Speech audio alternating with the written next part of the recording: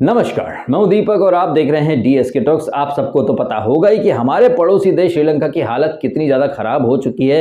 वहां पर petrol 400-500 litre में बिक रहा है, डॉलर 359 क्रॉस कर चुका है। हमारे देश में भी डॉलर 79 समथिंग है, उसके ऊपर लोग इतना ज़्यादा आग बबूला होने लग गए हैं। और आपको मैं एक बात बताऊं, ये वो लोग हैं जो कि कुछ साल पहले तक, कुछ महीने पहले तक मुझे भी आकर ज्ञान दिया करते थे। डीएसके हंगर इंडेक्स में श्रीलंका हमसे ऊपर है, हैप्पीनेस इंडेक्स में श्रीलंका हमसे ऊपर है। तो ऐसे तमाम लोगों को मैं एक ही बात कहना चाहूंगा कि श्रीलंका को देख लीजिए, हर चमकती चीज सोना नहीं होती है। और क्राइम पेट्रोल में जो एक बात कही जाती है ना कि सबक एक को सीख हम सबको, श्रीलंका के लोगों को देखिए, उनकी हालत को देखिए। वहां दिन दिन भर लाइट नहीं आती, लोग खाने पीने की चीजों के लिए तरस रहे हैं, ना डीजल मिल रहा है ना पेट्रोल मिल रहा है, एटीएम वगैरह में पैसे नहीं है, लोगों की हालत बहुत ज्यादा खराब है। और ये वो लोग हैं जिनके बारे में हैप्पीनेस इंडेक्स कहिए या हंगर इंडेक्स कहिए, ये बहुत बड़े बड़े कसीदे पढ़े जाते थे कि देखो श्रीलंका के लोग कितने खुश हैं। ये जो हंगर इंडेक्स या हैप्पीनेस इंडेक्स जैसी जो रिपोर्ट्स पब्लिश होती रहती हैं, जिनके ऊपर ध्रुव राठी जैसे लोग या फिर एनडीटीवी के world famous economist mister Ravish Kumar,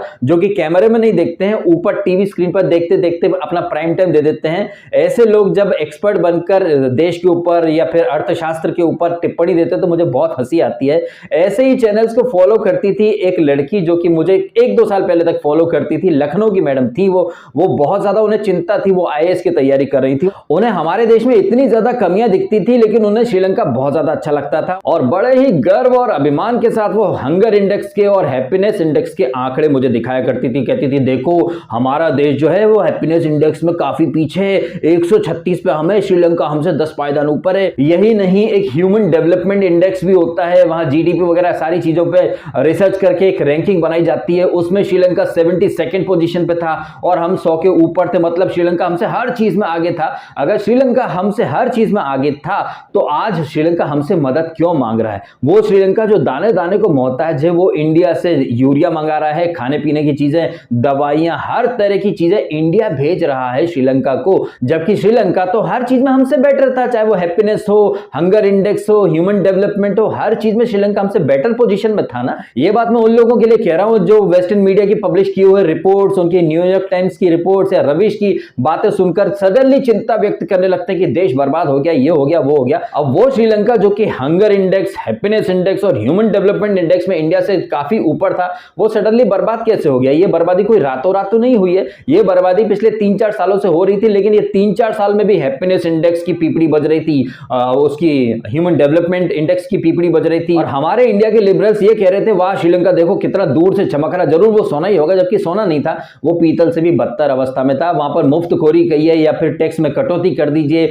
जनता को खुश करने के लिए हर चीज फ्री में दे देना, चाइना से इतनी नजदीकियां बढ़ा लेना। चाइना तो एक ऐसा कैंसर है, ऐसा दीमक है जो जिसके पास आता है उसी को खोखला करके खत्म कर देता है। अभी श्रीलंका को बर्बाद कर दिया, कुछ दिनों में पाकिस्तान का भी वही हाल होगा। और कमोबेश पाकिस्तान और श्रीलंका की हालत एक जैसी है। श्रीलंकन जो करेंसी है वो 359 समथिंग है डॉलर के मुकाबले, और पाकिस्तान 200 के ऊपर पहुंच चुका पाकिस्तानी रुपया डॉलर के मुकाबले में। पेट्रोल कहिए, डीजल कहिए, श्रीलंका में 300-400 रुपए लीटर पहुंच चुका है। खाने पीने की बेसिक से बेसिक चीजें भी वहां पर लोगों की पहुंच के बाहर हो गई हैं। प्रोटेस्ट के नाम पर वहां पर आगजनी हो रही है, दंगा फसाद हो रहा है, पीएम का घर, प्रेसिडेंट का घर, ये सब जला दिया गया है। ये सारी चीजें जलाकर नेस्तो नाबूद करके आपको क्या मिल जाएगा? राष्ट्रपति का घर जला देना, प्रधानमंत्री का घर जला देना, वहां पे तोड़ फोड़ करना, लूटपाट करना, ये सब करके इकोनॉमी सुधरती है क्या? ये सब करके अगर इकोनॉमी सुधरती होती तो श्रीलंका कब का आबाद हो चुका था, लेकिन ऐसा कुछ हो नहीं रहा है। श्रीलंका में जो हो रहा है उससे सबक सीखने की कोशिश करें। हर दूर से चमकती हुई चीज को सोना समझकर वो हमसे अच्छा है, वो हमसे अच्छा है, वो हमसे अच्छा है, और अपने पैर पर कुल्हाड़ी मारना शुरू करना, ये कहीं से कहीं तो कोई बुद्धिमानी की बात तो होती नहीं है।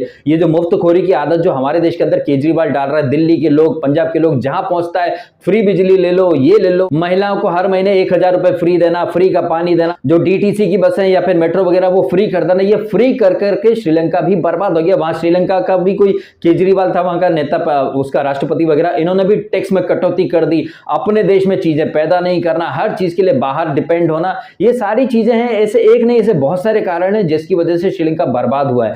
श्रीलंका हमेशा से जाना जाता रहा टूरिज्म के लिए, लेकिन कोरोना कहिए और वहां पर काफी जगह कुछ ब्लास्ट भी हुए थे, अटैक वगैरह भी हुए थे, जिसकी वजह से वहां टूरिस्ट आ नहीं रहे हैं। अब टूरिज्म के अलावा श्रीलंकन को कुछ और आता था नहीं, और ऐसे में वो लोग जो हर चीज में श्रीलंका को हमसे लाख गुना अच्छा मानते थे, आज वो ये चीज नहीं स्वीकार करेंगे कि श्रीलंका ने अपने बूते कभी कुछ किया ही नहीं, वो हर चीज के लिए बाहर डिपेंड रहे। और ऐसे श्रीलंका को ग्लोरीफाई और सपोर्ट करने वाले लोग हमारे यहाँ आत्मनिर्भर भारत का मजाक उड़ाते हैं। जब हमारे पीएम बोलते हैं कि लोकल के लिए वोकल हो जाइए, वो कुछ सोच समझ के बोलते हैं ना। श्रीलंका को देख लीजिए, जो हर चीज के लिए बाहर के मुल्कों पर डिपेंड था। बाहर के मुल्कों से आप चीज मंगा रहे हैं तो डेफिनेटली आपके पास बाहर की करेंसी, जिसे हम कहते हैं विदेशी मुद्रा भंडार, वो अच्छी तादाद में होना चाहिए, लेकिन वो खस्ता हाल होता जा रहा है। हर चीज तो वो बाहर से मंगाते रहते हैं। इनफैक्ट अभी यूरिया, खाना पीना सब हमारा देश भेज रहा है। हमारे देश को श्रीलंकस भी गाली देते हैं, अब वही श्रीलंकस हमारे यहाँ की भेजी हुई चीजें इस्तेमाल कर रहे हैं। और हमारे देश में रहने वाले विपक्षी नेता कहिए, पत्रकार कहिए, बॉलीवुड के लोग, वो पानी पी पी कर हमारे देश को ही कोसते रहते हैं। हमारे देश में जब वैक्सीन बनी, कोवैक्सीन, कोविशील्ड, उसको लोगों ने क्रिटिसाइज किया और ये लिबरल्स और सेलिब्रिटीज की लॉबी फाइजर, मॉडर्ना की पीपीडी बजाते रहे। आज पूरी दुनिया मान चुकी है कि कोवैक्सीन की जैसी कोई वैक्सीन नहीं है। यही नहीं, जब हमारे पीएम बात करते हैं आत्मनिर्भर भारत की तो लोग मजाक उड़ाते हैं। आत्मनिर्भर होना कितना जरूरी है ये आपको अब समझ में आ रहा होगा। श्रीलंका हर एक चीज के लिए बाहर मुंह ताकता रहता है लोगों का, खुद अपने मुल्क में वो ज्यादा कुछ पैदावार बढ़ाते हैं नहीं।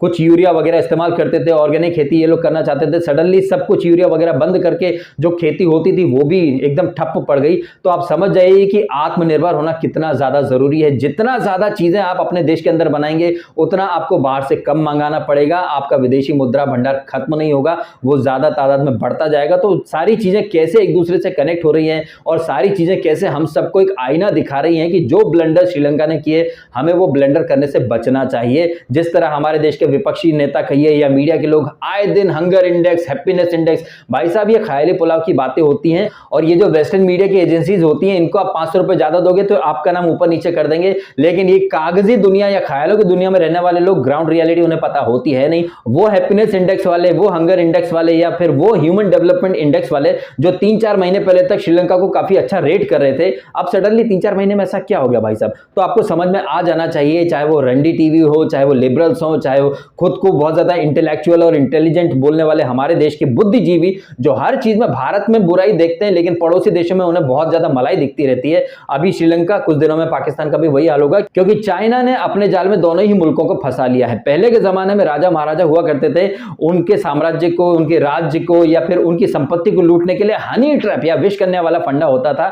आजकल विष कन्या या हनी ट्रैप नहीं होता है, आजकल लोन ट्रैप हो जाता है, डेब्ट ट्रैप जिसको बोला जाता है। लोन के जाल में फंसा लिया चाइना ने श्रीलंका को, पाकिस्तान को, और ये दोनों मुल्क बर्बाद हो जाएंगे। और चाइना इधर ईस्ट में तो है ही सही, साउथ में भी घेर लेगा हमको और उधर वेस्ट में भी घेर लेगा। तो चाइना कैसे एक अलग ही षड्यंत्र में लगा है। लेकिन चाइना की इन गलत इंटेंशंस को, इस बदनीयत को एक्सपोज करने के बजाय हमारे यहाँ की मीडिया तो चाइना की फंडिंग पर ही पलते हैं और भारत में रहकर भारत में ही कमियां खोजते रहते हैं। और उन कमियों को वो अपने टीवी चैनल्स के थ्रू, डिबेट के थ्रू और एक्सपर्ट ओपिनियन के थ्रू पब्लिक के ऊपर थोप देते हैं। और वो पब्लिक जिनको आन का ना गान का लेकिन ज्ञान देती है ब्रह्मांड का, वो पब्लिक उनके झांसे में आ जाती है। फिर मेरे को वो हंगर इंडेक्स, हैप्पीनेस इंडेक्स के आंकड़े भेजती है, फिर कहती है देखा श्रीलंका कितना अच्छा डीएसके, तुम्हारी मोदी सरकार क्या कर रही है भाई साहब। क्या अब मैं आपको आपके अंदाज में जवाब दे दूं कि आपकी जो हैप्पीनेस इंडेक्स की सरकार थी, हंगर इंडेक्स की सरकार थी, उसकी एक भोंगली बनाओ और उससे बत्ती बुझाओ या कान खुजाओ या फिर कहीं और उसे आप डाल लीजिए। क्योंकि ये जो हंगर इंडेक्स, हैप्पीनेस इंडेक्स, ये सारी बातें बस क्या है, ऑन पेपर होती हैं, इनका हकीकत से, जमीनी रियलिटी से कहीं कोई लेना देना होता है नहीं। तो श्रीलंका की गलतियों से, ब्लंडर से सीखिए। मुफ्तखोरी की ये जो आदतें हैं, जो केजरीवाल लोगों को मुफ्तखोरी की आदत डाल रहा है, तो मैं तो यही कहूंगा कि श्रीलंका से सबक सीख लीजिए। श्रीलंका के लोगों को मुफ्तखोरी की आदत डाल दी वहां की सरकार ने, जिस वजह से देश का बेड़ा गर्क होकर रह गया है। जब तक सरकार के पास टैक्स नहीं आएगा, सरकार सब चीजें फ्री में देती रहेगी, तो खजाना खाली हो जाएगा देश का। और फिर जब कुछ बचेगा नहीं, चीजें आएंगी नहीं, चीजें पैदा नहीं होंगी, तो फिर लोग सड़कों पर एक दूसरे को मारेंगे, काटेंगे। ये चाहिए क्या आपको? अगर ये नहीं चाहिए तो थोड़ा सा संभल जाइए। मुफ्तखोरी की जो आदत जो केजरीवाल डाल रहा है लोगों के अंदर, उससे बचने की कोशिश करें। एक जिम्मेदार शहरी बने, जिम्मेदार नागरिक बने, अपनी ड्यूटी समझे। आपको संविधान के हक तो बहुत चाहिए कि प्रोटेस्ट करने जाएंगे, ये करने जाएंगे, लेकिन देश के लिए कंट्रीब्यूट करने का भी आपको एक फर्ज निभाना है, जिससे लोग हिचकते हैं, झिझक के पतली गली से निकल जाते हैं। तो जिम्मेदार शहरी बनने की कोशिश करें, फालतू के झांसेबाजी में ना आए। ये जो वेस्टर्न मीडिया और लिबरल मीडिया ये जो अलग ही नैरेटिव चलाते रहते हैं, आप जितना ज्यादा उनके शिकार बनते जाएंगे, अपनी बर्बादी की कहानी आप खुद लिखते चले जाएंगे, जैसे श्रीलंका ने लिखी। सीधी बात, नो बकवास। अब आपका क्या रिएक्शन है और श्रीलंका की जो बदहाली है इसके ऊपर आपकी क्या राय है, कमेंट करके जरूर बताइएगा। बातें सही लगी हो तो वीडियो को लाइक जरूर कीजिएगा। आपने समय निकाला, वीडियो देखा, आपका बहुत बहुत धन्यवाद। Thank you so much.